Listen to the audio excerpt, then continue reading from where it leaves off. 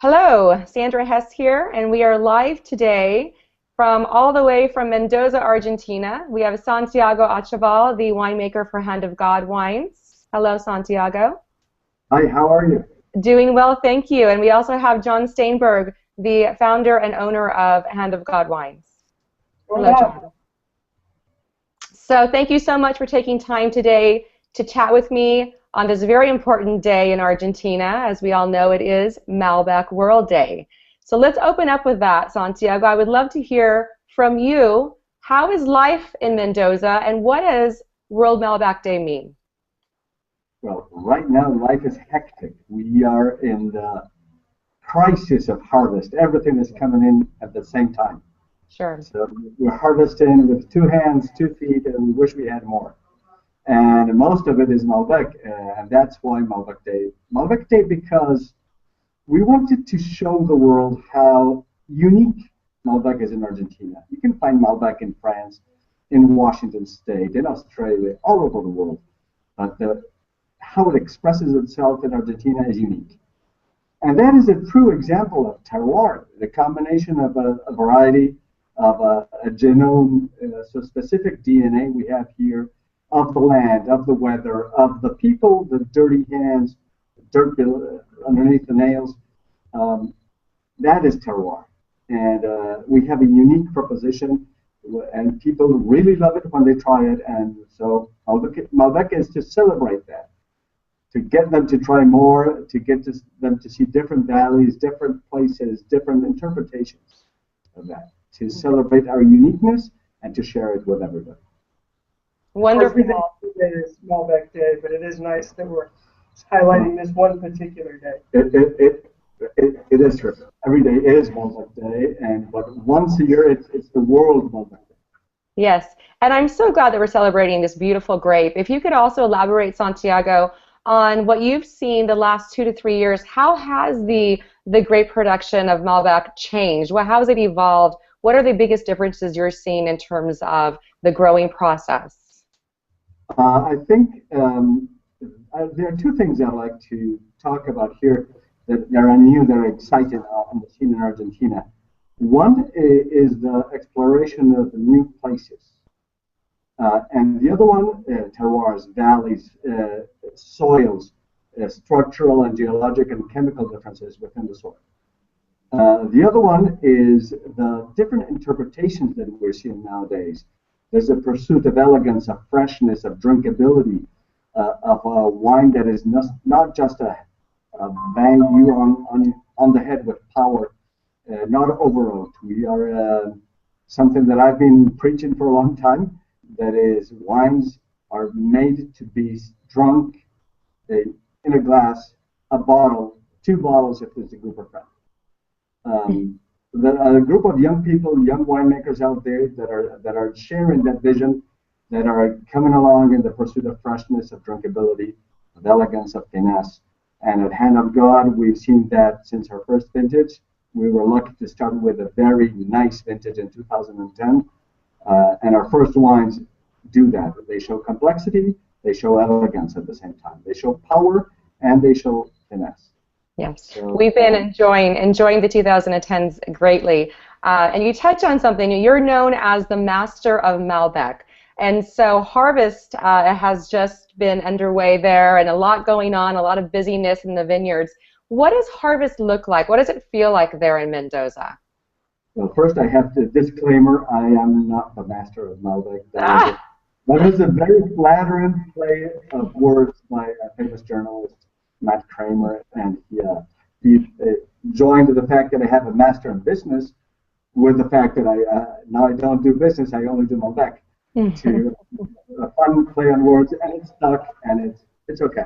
Sure. But I don't claim it. You said it, I didn't. Well, you know what? How about I'll call you the master of Malbec?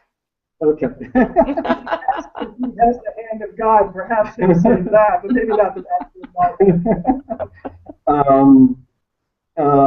The harvest now is it's two things. It is such a lot of work. This is a difficult harvest, and we're earning our salaries as winemakers It rained sometime in February. It normally doesn't triple the amount that rains in February. We had to wait until the grapes dehydrated, regained concentration, regained power, and then we had a cool March. Ripening slowed down dramatically. We are a couple of weeks behind the normal dates of picking. So those of us that were patient, we are harvesting very good grapes this year. And we were those of us that were careful, paid a lot of attention. Other years are the vineyard year and the agronomist years, in the sense that the vineyard delivers all you need, and you can just stand back and let the guys ferment almost alone. This year is a winemaker's year, the year to be careful to so many details. But I think it will be a very, very good year, an excellent year. Maybe it'll be divided among those who that had the resources to pay attention or the willingness to pay attention to all those details. Those will make great wines. Well, I can't wait. Since we have the subject, and Santiago alluded to it, we started in 2010. 2010, 11, 12, and 13 were just fantastic. Fantastic. I mean, so we have been so blessed with 4 amazing years, so we were due one little bit more challenging year. Well, but we had the resources. Right. 20 years ago, we didn't have double sorting tables, shaker tables to drop the raisins. We didn't have the tools in the vineyard. Canopy management was not so well understood. The role of leafing, the role of dropping fruit to aerate the fruit zone to maintain the health of the vineyard, that was not so well understood. And there was a divide between the grower and the winery. Now we manage our own vineyards. We don't buy the grapes. So we understand that the sacrifice of quantity increases quality more than that we've dropped, we gain in the bottle. Understood. So John, let's move it over to you for a moment. Speaking of the harvest and upcoming for the vintages, we have the 2011s I hear on the way. Can you tell us a little bit about what that looks like? Yeah, super exciting. You know, we came out of the chute with 2 wines. We came out with 2 different vineyard representations. One was from our Sobre Mesa vineyard, which we planted 7.5 years ago, 8 years ago, and that's a really interesting. We call it our Fingerprint Series Red. It's a little bit Rhone inspired. It's a Malbec Syrah Petit Verdot, and I mean, speaking of elegance and drinkability, it's right now. In fact, I can't believe how much has changed in bottle. It's amazing. And the 11s are even that much more interesting. It's another whole year, which in the life of a young vineyard is a lot. And we have gotten to know the fruit. The fruit's gotten to know us, if you will. And I'm really, really excited about what's going to happen with that wine. And then the other wine that we came out with in 2010 was from an almost 100-year-old vineyard called the Stolen Horse Vineyard. And what a beautiful, powerful, deep representation of Malbec, 100% Malbec. And that's a vineyard that we came upon and no one really knew about it. And again, we've gotten to know that vineyard. We've worked that vineyard. And we've helped shape that vineyard. And again, 2011 was just an epic year, right? It is possibly my best year in 15 years. I think 11 and 13 could be the 2 best years we've had.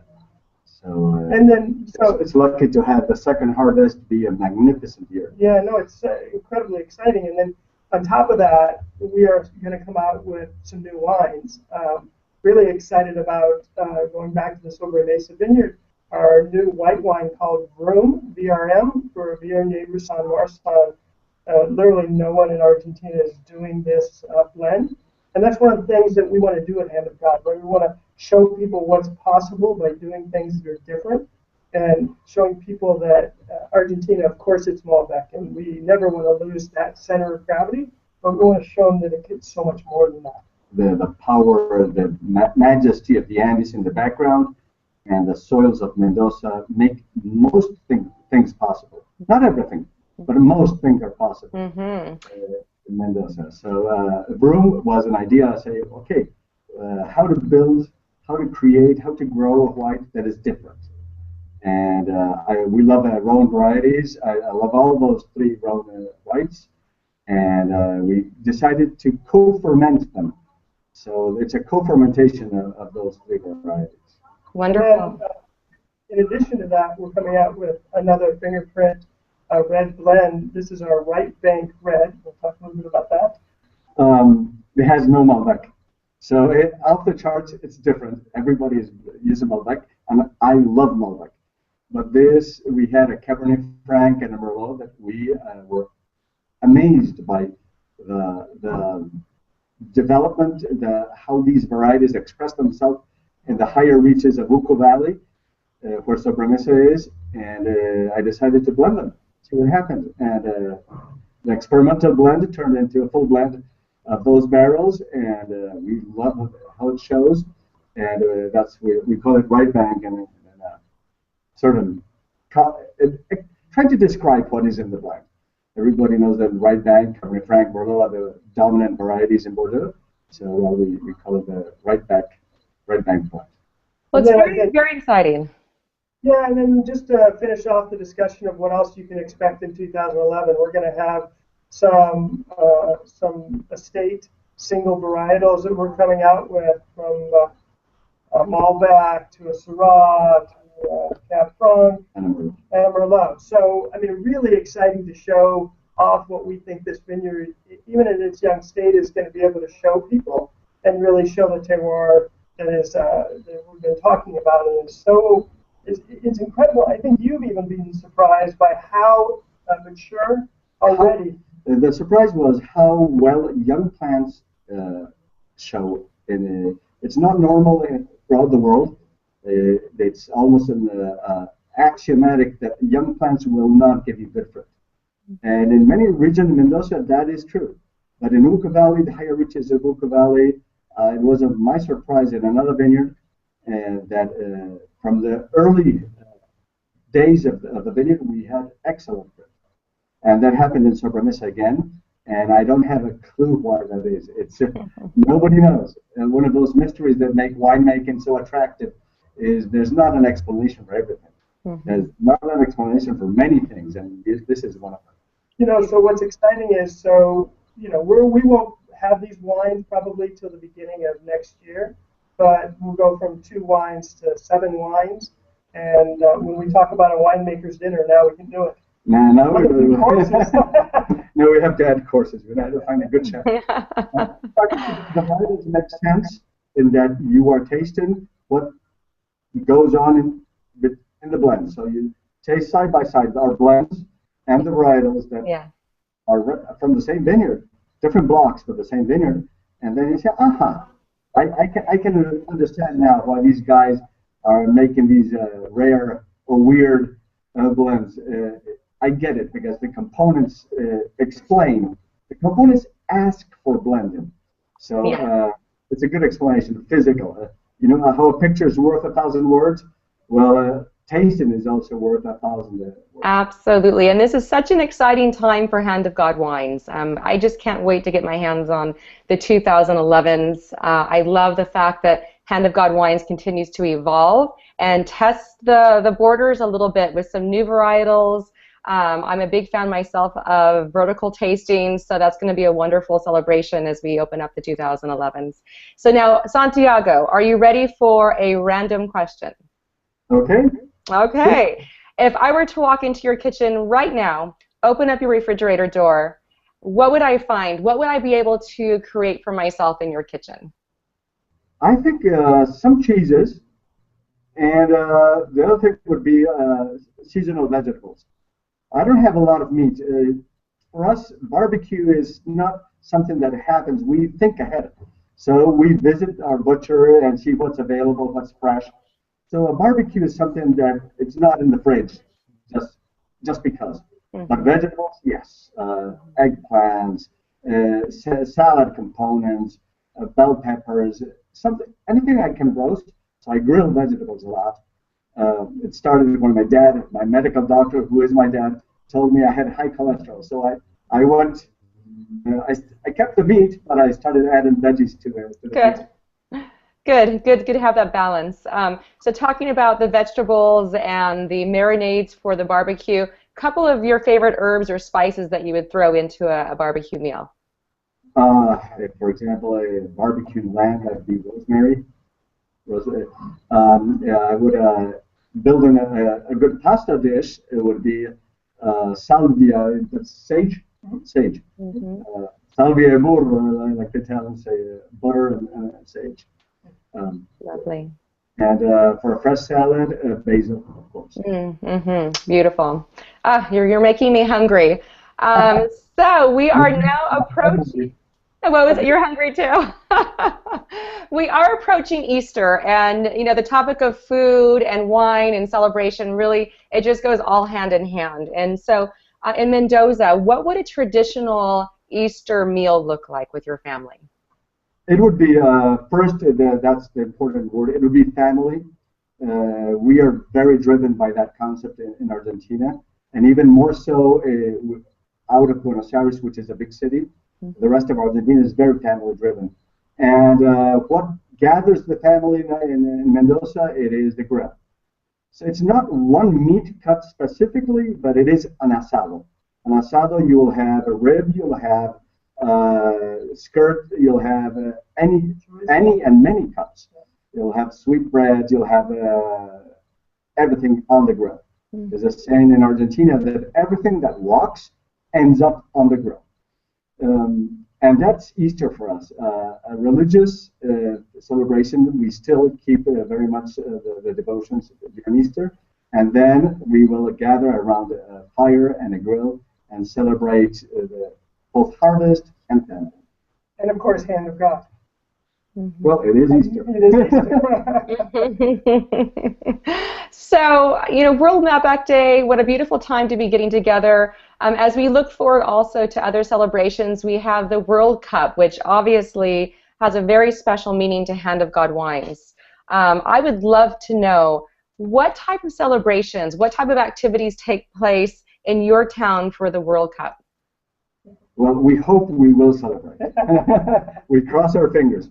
The second thing we do is, once we have the fixture, the schedule of the World Cup, we eliminate everything from those days that Argentina plays. There are no meetings scheduled, no conference calls, nothing. Wow. An hour before the game, the city is empty. There's no traffic on the street. And then you invite friends home or you go to somebody's house. It's something that we share. The suffering and the joy of a soccer game, it's something to be shared. Many times it's guys on their own and the ladies on their own.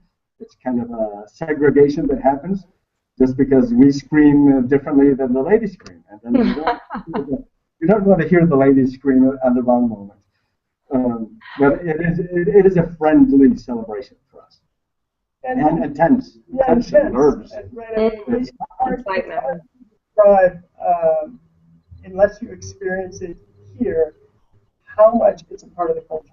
And when we came up with the name Hand of God, it means so many different things, but really the essence of it is about getting together and sharing the passion and the friendship. And World Cup will be amazing here. Heartbeat goes up to 145 at least. Sounds like such an exciting time. So many wonderful things happening for Hand of God Wines right now. As we wrap up in today's interview, John, is there anything you would like to update us with? I know your travels to Mendoza this last week have been wonderful. It sounds like a lot of celebrations, a lot of beautiful meals. Can you share with us what that has been like and any updates? Sure. Well, I came here with some nervousness because every time I come, I'm trying the new wines, and I'm so pleased at how they're turning out and the direction and what's coming down the pike. And every time I come here, I am reminded of why I first came here and fell in love with the place.